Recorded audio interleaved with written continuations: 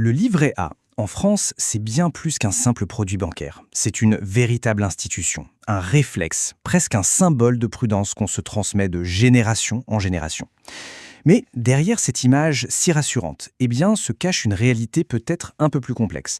Alors, est-ce que cette confiance aveugle est vraiment justifiée? C'est la question qu'on va creuser ensemble.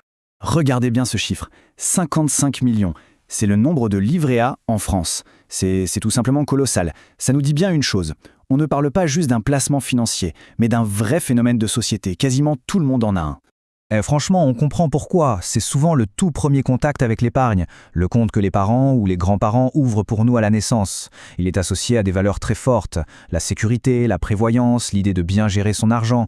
C'est un peu le refuge ultime. Mais la vraie question, celle qu'il faut oser se poser, c'est celle-ci. Est-ce que cette sécurité qu'on ressent est bien réelle? Ou est-ce qu'on ne serait pas, finalement, face à une sorte d'illusion, une fausse protection qui nous cache une vérité un peu moins confortable? Allez, on plonge dans le vif du sujet. Pour bien comprendre cette illusion, il faut d'abord regarder ce que tout le monde voit. Le gain simple, direct, celui qui s'affiche noir sur blanc sur le relevé de compte. Prenons un exemple tout simple, celui de Marie. Elle place 10 000 € sur son livret A.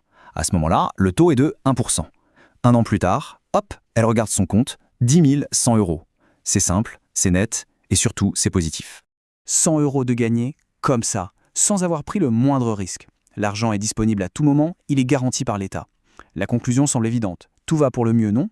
C'est en tout cas ce que la plupart des gens pensent. Mais voilà, la réalité est un peu plus sournoise. Parce que pendant que l'argent de Marie dormait tranquillement, un acteur invisible est entré en jeu, l'inflation. Et c'est là que toute l'histoire bascule. Et voilà la confrontation. D'un côté, on a le petit 1% de rendement du livret A de Marie, et de l'autre, l'inflation sur la même période, 5,2%. L'écart est juste énorme. Et c'est précisément cet écart qui change absolument tout. Alors, accrochez-vous bien parce que le point crucial, il est ici. Nominalement, c'est-à-dire sur son relevé de compte, Marie a bien gagné 100 €. Mais en termes réels, c'est-à-dire en pouvoir d'achat, elle a perdu 390 €. Concrètement, ces 100 € lui permettent d'acheter moins de choses que ces 10 000 € un an avant.